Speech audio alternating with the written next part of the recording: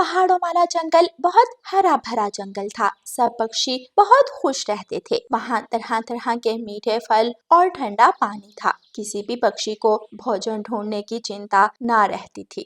सब पक्षी बड़े पेड़ के नीचे बैठे हुए थे। ऊपर वाले की शान है, हमारे इस जंगल में कभी सूखा नहीं पड़ा और ना ही हमें कभी भोजन ढूंढने में दिक्कत हुई। हाँ, वो इस जंगल में तोते ज्यादा है ना, उनकी वजह से जंगल हरा भरा लगता है। अरे देखो तो इनकी खुशफहमियाँ। क्यों रानो बहन, जंगल हमारी वजह से हरा है ना। आप ठीक कहते हो मिठू भाई, आपकी वजह से जंगल हरा है। जैसे खाना नमक के बिना अच्छा नहीं बनता, ऐसे जंगल भी तोते के बिना अच्छा नहीं लगता। मिठू तोता ये सुनकर उछलने लगता है। क्या हूँ, मैं जीत गया। रानो बहन, तुमने फजूल में ही इस मोटी चोंच वाले की तारीफ कर दी, अब ये और मोटा हो जाएगा। कोई बात नहीं कबूतर भाई, अभी बच्चा है, खुश होने दो। अगर खुशी से इसकी चोंच और मोटी हो गई तो ये घोंसले में पूरा नहीं आएगा। देखो जरा कैसे जल रहा है मुझसे, जलो जलो। अरे जले मेरे दुश्मन। कबूतर भाई ऐसे ना कहो, ये ना हो कि कालू कौवे के घर में आग लग जाए। अभी मिठू इतना ही कहता है कि कालू कौवा वहाँ आ जाता है। मिठू, मेरे घर आ क्यों लगेगी? अरे कालू, तुम यहाँ कैसे आए? हाँ, बात ना बदलो, बताओ मेरे घर आ क्यों लगेगी? कालू भाई, मिठू वैसे ही बोल रहा था, ऐसी कोई बात नहीं। अरे कालू, तुम फिक्र क्यों करते हो? छोड़ो इस मिठू को, ये तो ऐसे ही बोलता रहता है। तुम सब कोई प्लान तो नहीं बना रहे? कालू भाई ऐसे क्यों कह रहे हो, हम ऐसा क्यों करेंगे? तुम पक्षियों का क्या पता। अच्छा कालू भाई, जो सोचना है सोच लो। मैं देख लूंगा तुम सबको। कालू कौवा गुस्से में वहाँ से चला जाता है। हम तो मजाक कर रहे थे, ये कालू तो सीरियस ही हो गया। तो तुम भी मोटी चोंच बंद कर लिया करो। अच्छा बस करो भाई, देख लेंगे जो होगा। कालू कौवा गुस्से में घर जाता है। मैं छोड़ूंगा नहीं किसी को, ये छोटे छोटे पक्षी खुद को समझते क्या है। आय हाय कालू, काम धंधा कर लो कोई, हर वक्त जंगल के पक्षियों के पीछे रहते हो। हाँ, और तुम मेरे पीछे। इतना हरा भरा जंगल है, जाओ जो मर्जी खा लो। अरे कालू, भोजन मिल जाएगा, सोना हीरे पिज्जा बर्गर तो जंगल से नहीं मिलते, उसके लिए मेहनत करनी पड़ती है। अच्छा, मैं आज किसी से मिलने जाता हूँ, आज ही करता हूँ कुछ। मुझे भी कुछ बताओ। फिर कालू कौवा गोरी को सब बताता है। अगर जंगल में किसी को पता चला तो वो हमें जंगल से निकाल देंगे। वो पक्षी वैसे भी हमारा घर चलाने की बात कर रहे थे। हैं? वो ऐसे क्यों करेंगे, हमने उनका क्या बिगाड़ा है? पता नहीं, मैंने खुद अपने कानों से सुना है। लेकिन कालू, इस जैसा जंगल हमें और किधर से मिलेगा? गोरी, अगर इतने बड़े जंगल से कुछ फल मैं ले जाऊंगा तो किसी को क्या पता चलेगा। चलो ठीक है। फिर कालू कौवा इंसानों की बस्ती की तरफ जाता है और एक पेड़ पर बैठ जाता है। वहाँ एक इंसान रेहड़ी पर फल बेच रहा था। अरे भाई इंसान, तुम फल कहाँ से लाते हो? मैं ये मंडी से लाता हूँ, बहुत महंगे मिलते होंगे, फिर तुम्हें मुनाफा भी कम मिलता होगा। हाँ, लेकिन मेरा गुजारा हो जाता है। अगर मैं तुम्हें फल आधी कीमत पर ला दूं तो? हाँ हाँ, क्यों नहीं, मैं तुम्हें रात को फल ला दिया करूंगा।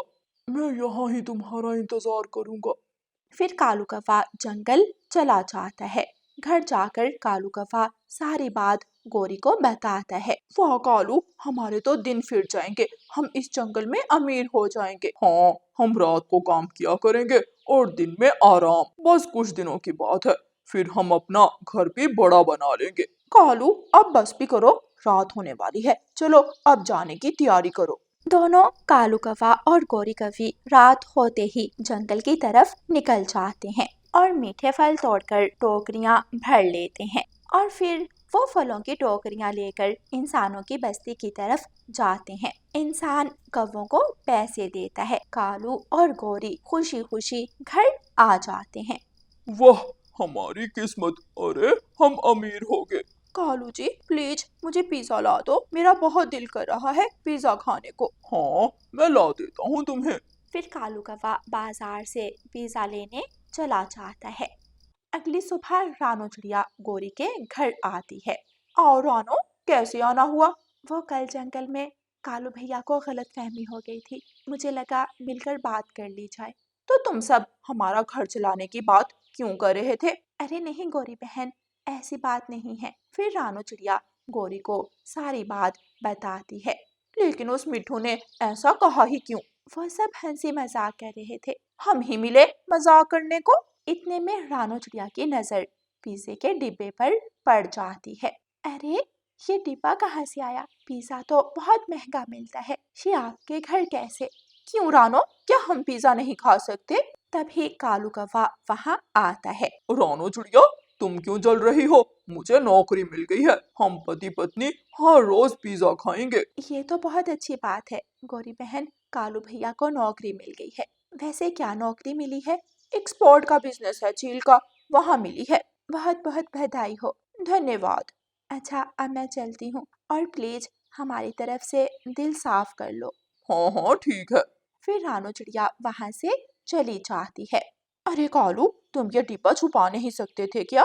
देखो ये रानो बहुत चालाक है, ये जरूर समझ जाएगी।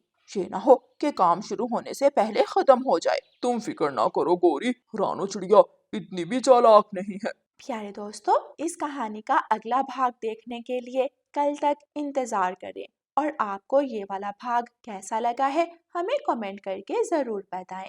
और इस कहानी को लाइक, अपने दोस्तों के साथ शेयर और चैनल को सब्सक्राइब करना बिल्कुल मत भूलना। आपका धन्यवाद। रानो चिड़िया की ऐसी कहानियाँ सुनने के लिए YouTube सर्च बार में रानो चिड़िया की कहानी लिखें, या फिर ये बटन दबाकर बोलकर कहें रानो चिड़िया की कहानी। एक कौवा कालू कौवे सरदार के पास जाता है। सरदार, एक कॉफी आई है, उसके साथ एक छोटी चिड़िया है। तो फिर मुझे क्यों बता रहे हो? भगाओ उन्हें, हमारे असूल पक्के हैं। जो कोई दूसरा पक्षी या जानवर हमारे जंगल में आएगा, हम उस पर हमला करेंगे। तुम भूल गए हो क्या? सरदार, वो कहती है वो सरदार को जानती है।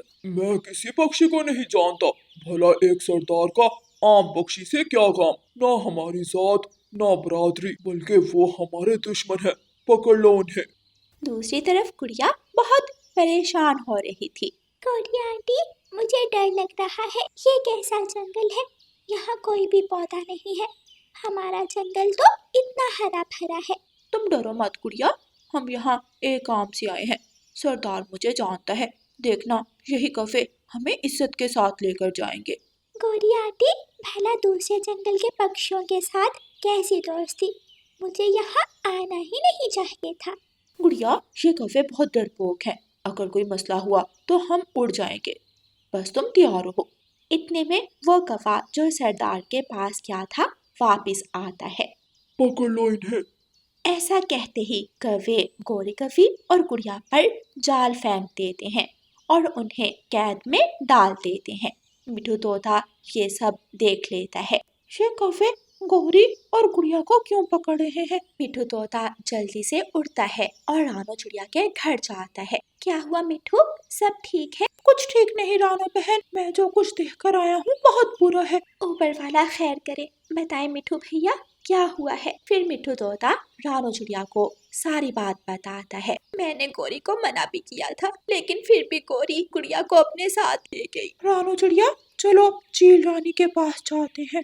फिर मिठू तोता और रानो चिड़िया चील रानी के पास जाते हैं।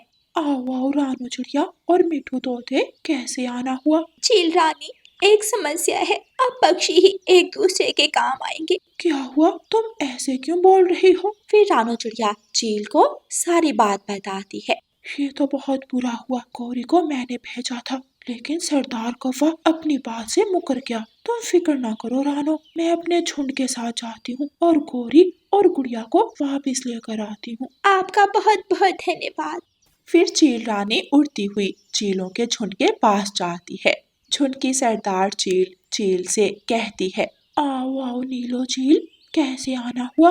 आज तुम्हें हमारी याद कैसे आ गई? मुश्किल वक्त में अपने ही काम आते हैं, इसलिए मैं तुम्हारे पास आई हूँ। क्या हुआ? तुम तो अपने जंगल के पक्षियों की रानी हो, तुम्हें क्या मुश्किल हो गई? फिर रानी चील झुंड की सरदार चील को सारी बात बताती है। अच्छा ये बात है, ये तो सच में चील बरादरी के नाम पर धब्बा है। चलो मैं फौज तैयार करती हूँ। फिर सारी चीलें कौवों वाले जंगल की तरफ जाती हैं। कौवे इतनी सारी चीलें देखकर हैरान हो जाते हैं और भागे भागे सरदार कौवे के पास जाते हैं। सरदार जी गजब हो गया। अब क्या हुआ? तुम हर वक्त चूहों वाला दिल लेकर फिरते हो, ऐसा क्या हो गया? हर वक्त डराते रहते हो। सरदार जी, चीलों ने हमारे जंगल पर हमला कर दिया है। क्या? हमला? लेकिन उन्होंने हमारे जंगल पर हमला क्यों किया? हमने उनका क्या बिगाड़ा है? आप हमारे साथ चलें, खुद देख लें और बातचीत कर लें उन चीलों से। सरदार कौवा बाहर आता है। चील जी, क्या हुआ? तुमने मुझे धोखा दिया है। तुमने मेरी भेजी हुई कौवे को कैद कर लिया है। अब तुम्हारा अंजाम बुरा होगा। झगड़े से क्या फायदा चील जी, चलो बैठकर बात करते हैं। सरदार चील और चील रानी सरदार कौवे के साथ उसके घर चली जाती हैं। तुमने धोखा क्यों दिया कौवे? जब हमारी बात हुई थी तो तुम मुकरे क्यों? और फिर मेरी सहेली और छोटी चिड़िया को भी कैद कर लिया तुमने। तुम्हारी इतनी जुर्रत!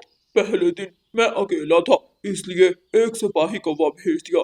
अब हर रोज किसी को नहीं भेज सकता।